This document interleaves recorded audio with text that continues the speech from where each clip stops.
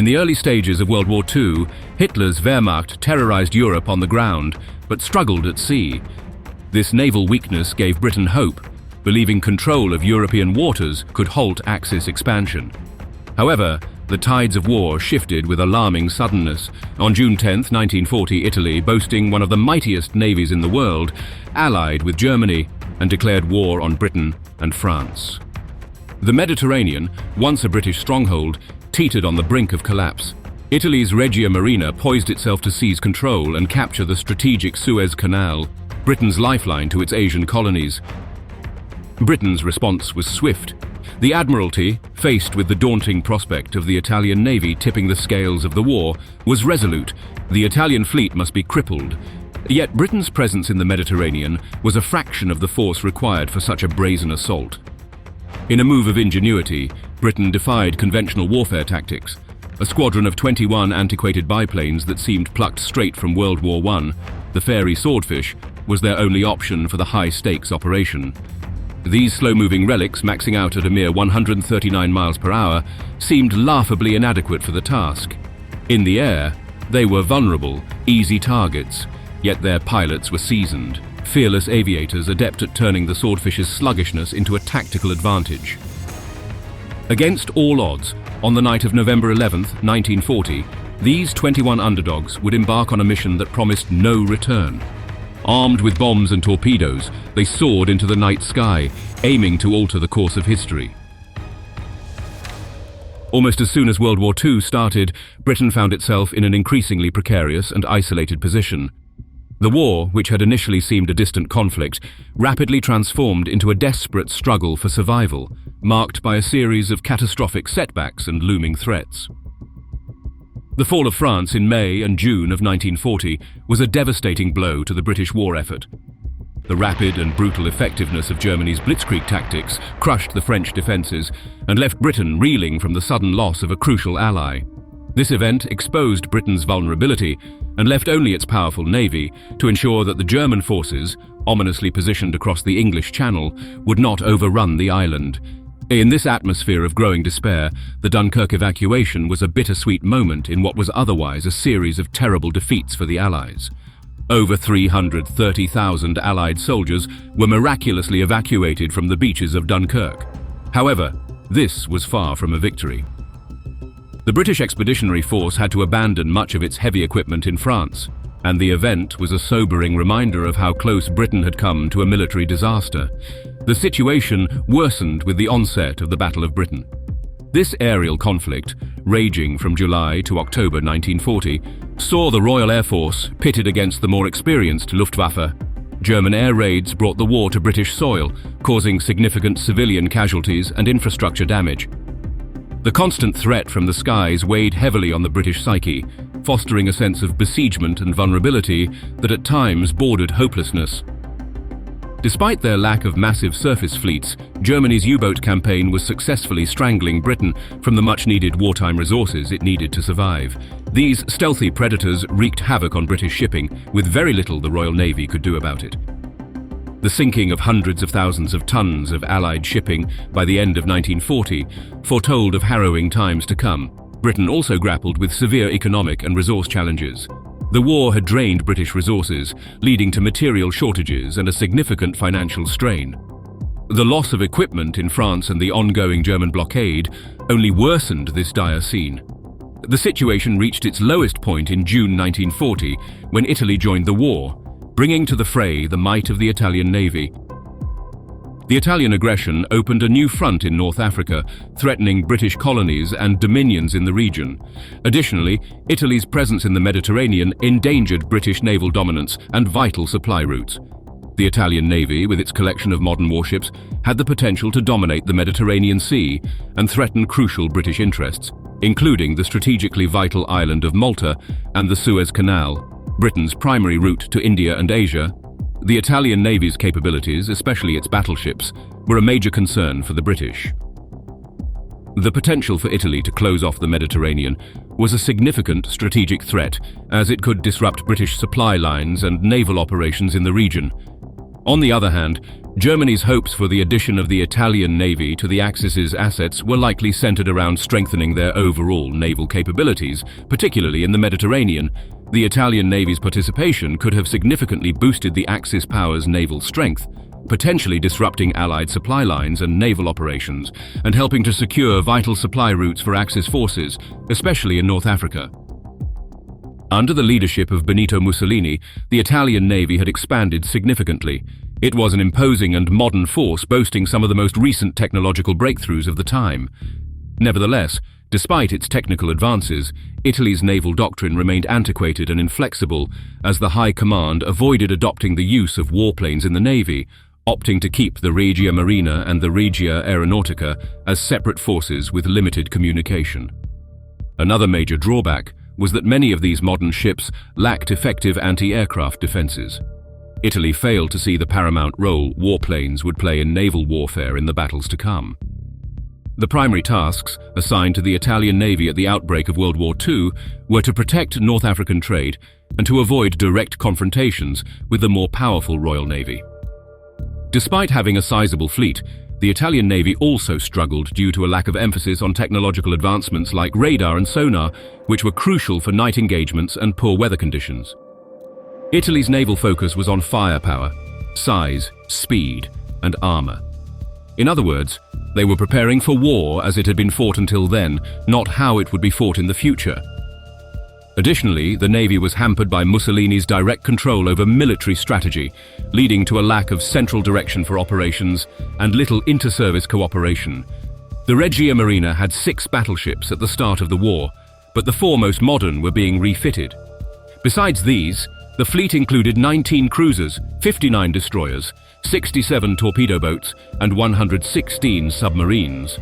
Although the Italian fleet had some fast new cruisers with good gunnery range, the older classes were lightly built and had inadequate defensive armor. Overall, while the Italian Navy was a significant force, its effectiveness was limited by technological deficiencies, strategic missteps, and the overwhelming naval power of the Royal Navy. Still, as the Regia Marina joined the fray, the British had no idea of the several weaknesses plaguing the Italian fleet. All they could see was a significant fleet of modern warships that threatened to claim the Mediterranean for the Axis powers if they were not stopped. As war drums echoed across Europe, the British Royal Navy began to weave a plan to neutralize the Mediterranean stronghold of Taranto. Understanding its role in sustaining the Italian forces in North Africa, the British honed their sights on this strategic prize. The simmering tension between British and Italian forces in North Africa's Western Desert Campaign further underscored Taranto's significance. The British, with their supply lines stretched thin and vulnerable, faced an Italian fleet that loomed like a deadly beast. Admiral Andrew Cunningham faced a steep task. He had to disrupt Axis supply lines to Africa while also protecting British convoys en route to Malta. At the heart of this challenge lay the formidable Italian fleet anchored at Taranto. For Cunningham, neutralizing or even destroying this fleet was more than a tactical move. It was the linchpin of his strategy in the Mediterranean. Cunningham quickly realized that engaging the fleet directly at sea was not the best approach. Instead, he looked to the Fleet Air Arm, FAA, the Royal Navy's aerial warfare branch. The FAA's key asset was the ferry Swordfish. This biplane, despite its outdated design and sluggish speed, had a critical advantage. It could operate at night. This capability alone made it perfect for a surprise attack on Taranto. The Swordfish was often seen as a relic by World War II standards. Its design and performance paled in comparison to the rapid advancements in aircraft technology. Ironically, the Swordfish's dated design turned into a strategic advantage, as it was highly maneuverable and agile. With a maximum speed of only 139 miles per hour, it often baffled enemy fighters, which usually flew much faster and would overshoot the Swordfish before they could align for an attack. Moreover, its low-speed maneuverability was a game-changer for accurate torpedo bombing. Its ability to carry and launch torpedoes, unique at the time, made it a vital tool in naval warfare. Many strategists initially scoffed at the idea of launching a major air raid with these old biplanes. To succeed, British planners had to overcome the aircraft's numerous limitations, leveraging the element of surprise as a key tactic. The Royal Navy's innovative strategies, like simultaneous attacks from multiple directions and using flares to light up targets, minimized exposure to enemy fire. Additionally, the skill and tenacity of the pilots transformed the Swordfish from an underdog to a formidable weapon. This surprising turn of events was pivotal in the Battle of Taranto, showcasing the power of ingenuity and adaptability in the face of adversity. Taranto Harbour, nestled in the Gulf of Taranto and 320 miles from Malta, was a strategic gem for the Italian Navy. Its geography offered both protection and challenges. The inner harbour, Mar Piccolo, was a fortress, landlocked and accessible only through a narrow channel, safeguarding smaller ships and dock facilities from torpedo attacks. The outer harbour, Mar Grande, where the capital ships were moored, was shielded by long breakwaters, deterring surface attacks. Its proximity to the British Malta to Suez route, coupled with the protection offered by land-based aircraft, made Taranto an invaluable naval asset for Italy. The concept of an airborne torpedo attack on Taranto had its roots in the Italian invasion of Abyssinia in 1935. It was then that Admiral Dudley Pound, commander of the British Mediterranean Fleet, initiated the development of a plan for such an operation. This plan remained dormant until 1938, when Captain Arthur L. St. George Lister took command of HMS Glorious, the sole British carrier in the Mediterranean at that time. Lister, assessing and refining the plan, conducted extensive testing and training exercises. His conclusion was clear: the attack on Taranto was feasible, provided it was executed with the elements of surprise and luck. In September 1940, Lister presented this refined plan to Cunningham in Alexandria. This meeting marked a significant moment, the transition from theoretical planning to the cusp of execution. With the stakes high and the challenges daunting, Cunningham and his team were poised to launch one of the most important and pivotal naval operations of World War II. This attack, if successful, would not only demonstrate the power of carrier-based aviation, but also potentially alter the balance of naval power in the Mediterranean. As the Mediterranean waters teetered on the brink of a monumental clash, the newly arrived HMS Illustrious at Alexandria became the linchpin of Operation Judgment. Carrying the mantle from HMS Eagle, Illustrious took on board a contingent of Swordfish aircraft. Rear Admiral Lister, the architect of this daring plan, marshalled a formidable task force. This included the heavy cruisers HMS Berwick and York, the nimble light cruisers HMS Gloucester and Glasgow, and a squadron of destroyers HMS Hyperion, Ilex, Hasty and Havelock. The aerial armada comprised 24 Swordfish from 4 naval air squadrons, a relatively small force that belied the operation's ambitious scope. Lister's meticulously crafted plan for Operation Judgment hinged on the tactical advantage of a moonlit night, leveraging the natural illumination for a surprise assault on Taranto Harbour. The strategy was to deploy a force of 30 Swordfish aircraft in 2 distinct waves, each meticulously armed and tasked with specific targets. The first wave, comprising 15 aircraft, was to be divided into 3 groups. 9 carrying torpedoes aimed at the battleships in the outer harbour, 5 equipped with bombs for the cruisers and destroyers in the inner basin, and 1 bearing both bombs and magnesium parachute flares for illumination and confusion. The plan also included a provision for a follow-up attack on the subsequent night. This second sortie would involve a streamlined force of 15 aircraft, 6 torpedo planes, 7 dive bombers, and 2 flare droppers, echoing the multifaceted approach of the initial strike. A critical aspect of the plan was the direction and timing of the torpedo attack. The Swordfish were to strike from the west, heading towards the rising moon, ensuring the attackers would be less visible to the enemy. This tactical decision meant that the timing of the operation was tied to the lunar phase and moonrise schedule.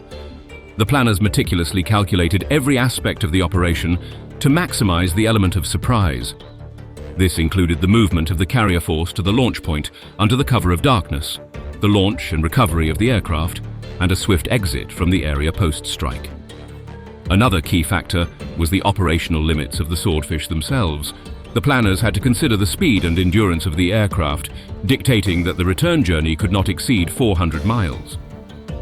This restriction was a crucial element in determining the feasibility and success of the operation, requiring precise timing and execution.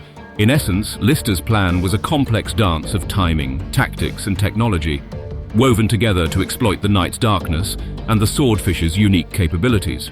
The operation's success depended on synchronizing all these elements to strike a decisive blow against the Italian fleet, potentially altering the naval balance in the Mediterranean. Amidst concerns that their limited numbers might merely provoke the Italian navy without inflicting significant damage, the British pressed on. The Swordfish, divided into two groups, were armed with torpedoes and aerial bombs, including flares for diversionary tactics.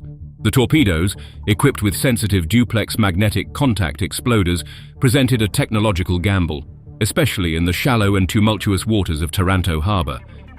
Preceding the strike, reconnaissance missions by Martin Marylands from RAF's No. 431 General Reconnaissance Flight based in Malta were critical in confirming the Italian fleet's position. These missions, capturing vital intelligence including the unexpected presence of barrage balloons, enabled the British to refine their attack strategy. On the eve of the operation, a short Sunderland flying boat performed a recon flight over the area, inadvertently alerting Italian forces. Despite this, the Italians, constrained by their own naval philosophy and lack of radar technology, remained largely reactive. The broader Operation MB8 played a crucial role in masking the true intent of the British. Its complexity and the appearance of routine convoy movements duped the Italians, setting the stage for Operation Judgment's surprise element. Taranto's defences, though formidable on paper with a plethora of anti-aircraft and machine guns, were not at their peak. Barrage balloons, intended to thwart low-flying aircraft, were significantly reduced in number due to recent strong winds. Furthermore, the capital ships, which were supposed to be shielded by extensive anti-torpedo nets, were vulnerably underprotected. The limited netting, not reaching the harbour's bottom, unwittingly left a narrow window for the British torpedoes to sneak through. As the British fleet stealthily approached, a tense anticipation hung over the entire Mediterranean. On the night of November 11th, 1940, the first wave of 12 aircraft, commanded by Lieutenant Commander Kenneth "Hooch" Williamson of 815 Squadron, embarked from HMS Illustrious just before 9 p.m. A second wave of 9 aircraft would follow approximately 90 minutes later, though setbacks reduced their number to 8. This historic operation was a maelstrom of danger and unpredictability. One aircraft, its auxiliary fuel tank detached like a lost limb, had to turn back, and its mission was aborted. Another, wounded and hastily repaired, lagged behind. Yet the Swordfish pilots, their resolve unshaken, pressed on towards their distant quarry. The first wave, a motley fleet of 6 torpedo-armed Swordfish, 2 flare droppers and 4 bombers wrestled with treacherous navigation. Thin, deceptive clouds ensnared 3 bombers and a torpedo bomber, veering them off course and forcing them to press ahead alone. Upon reaching Mar Grande at 10:58 p.m., the main group unleashed their fury. Flares erupted east of the harbour, casting an eerie glow, followed by a dive-bombing onslaught targeting the oil tanks, their payload cascading down like fiery rain. Lieutenant Commander Williamson's torpedo strike over San Pietro Island was a moment of sheer bravery and precision. His torpedo, like a diving bird, struck the battleship Conte di Cavour, wounding the giant. But triumph turned to tragedy as Williamson's aircraft, now a glaring target, was swiftly downed by a storm of anti-aircraft fire from the Italian fleet. The remaining warbirds in this subflight, undeterred by the barrage of balloons and the relentless hail of anti-aircraft fire, continued their assault, a testament to their courage, though fate denied them further success. The next subflight, targeting the battleship Littorio, found their mark, landing 2 torpedo hits. Their attempt on the flagship Vittorio Veneto, a dance against skybound flak firebursts, proved unsuccessful. Following them, Captain O'Patch's bomber force, grappling with the uncertainties of target identification, managed to strike 2 cruisers in Mar Piccolo, their bombs finding their prey in the dark waters. The second wave, heralded by Lieutenant Commander J.D. Hale of the 819 Squadron, emerged from the north, plunging into an inferno of opposition. Despite their aircraft being battered by the relentless anti-aircraft fire, one pilot, defying death, launched a torpedo at the battleship Duilio, delivering significant damage. Lieutenant G. Bailey, after a successful strike on Littorio, met his fate under the guns of the heavy cruiser Gorizia, a valiant end to a brave soul, the only loss from this wave. The last aircraft, lagging 15 minutes behind, embarked on a solitary, valiant dive-bombing attack against an Italian cruiser before returning to the safety of Illustrious. In the aftermath, 2 aircraft lay fallen. The crew of the first, Lieutenant Commander K. Williamson and Lieutenant N.J. Blood Scarlett, were captured. Tragically, both crew members of the second downed aircraft, Lieutenant G. Bailey and Lieutenant H. Slaughter, perished.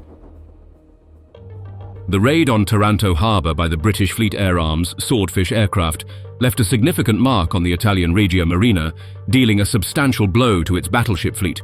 The Conte di Cavour battleship suffered a massive blow with a 12 by 8 metre hole torn into its hull. Delays in the decision to ground the ship resulted in it settling at a deeper depth than intended, causing extensive damage. The attack resulted in 27 crew members losing their lives and over 100 wounded. Only the superstructure and main armament of Conte di Cavour remained above water following the attack. Efforts were made to repair and upgrade the ship, but these were deprioritized and remained incomplete by the time Italy surrendered, resulting in the battleship never returning to full service. Similar to its counterpart, Duilio was struck, leaving an almost equally large hole in its hull. Quick thinking in running the ship aground prevented it from sinking. This action was crucial in saving the ship from a fate similar to Conte di Cavour. Meanwhile, the Littorio battleship faced severe flooding from 3 torpedo hits. Despite having advanced underwater protection, the damage inflicted was significant. The attacks resulted in 32 crew members lost and many others wounded. The battleship had holes on both sides, with the largest being 15 x 10 meters. Like Duilio, Littorio was also run aground to prevent it from sinking, and in the morning, the ship's bows were completely submerged. Remarkably, Littorio was repaired and made fully operational within 4 months, demonstrating a rapid and focused repair effort. The Italian defences were formidable, with thousands of shells fired from land batteries and ships, supported by a large number of anti-aircraft guns and machine guns. However, despite having 87 balloons for defence, most were lost due to strong winds, and the anti-torpedo nets were insufficient in length and depth. Notably, the searchlights were not used effectively during the attacks. In addition to the damage inflicted on the battleships, the attack also resulted in the destruction of 2 Italian aircraft on the ground and minor damage to several other vessels. The Swordfish attack, remarkably executed with just 20 aircraft, was a testament to the skill and bravery of the Fleet Air Arm pilots. Meanwhile, the British continued their offensive in the Mediterranean. The X-Force cruisers, including HMS Ajax, Orion, HMAS Sydney, and the destroyers HMS Nubian and Mohawk, engaged an Italian convoy in the Battle of the Strait of Otranto, leading to the destruction of 4 Italian merchantmen and damage to others, showcasing the intensity and breadth of the British naval campaign. The plan to repeat the attack on Taranto the following night was ultimately thwarted by bad weather, preventing a second strike. Nevertheless, the Taranto raid significantly weakened the Italian naval capabilities and marked a turning point in the Mediterranean naval war, showcasing the effectiveness of carrier-based aircraft in naval warfare. The Battle of Taranto was a turning point in World War II, significantly shifting the balance of power in the Mediterranean. It underscored the rising dominance of aircraft carriers in naval warfare. Remarkably, the casualties were relatively low compared to other contemporary battles. The Italians suffered around 59 deaths and 600 injuries, a substantial loss, yet modest in the broader context of the war. The British, on their part, lost only 2 aircraft, with the crews being captured. More than a mere military skirmish, the Battle of Taranto heralded a seismic shift in naval tactics. It was the first large-scale demonstration of the effectiveness of carrier-based aircraft in night operations. The Japanese meticulously studied this operation, using it as a blueprint for their tactics in the infamous attack on Pearl Harbor almost a year later. The strategic implications of Taranto were profound. The Italian Navy, once the 4th largest in the world and a dominant force in the Mediterranean, was now significantly restrained. Their cautious approach post-Taranto hindered their ability to control sea routes and disrupt British supply lines to North Africa. The Royal Navy's victory at Taranto thus significantly shaped the dynamics of the Mediterranean theatre in World War II. In an instant, the Regia Marina transitioned from a formidable adversary and a key Axis asset to a sidelined force, rendering Italy's military role in the remainder of the war almost negligible. The British were ecstatic about the battle's outcome. They had achieved a seemingly impossible feat with minimal resources, securing dominance over the Mediterranean. Winston Churchill, addressing the British House of Commons, famously proclaimed, quote, "The result decisively affects the balance of naval power in the Mediterranean and has repercussions on the naval situation across the globe."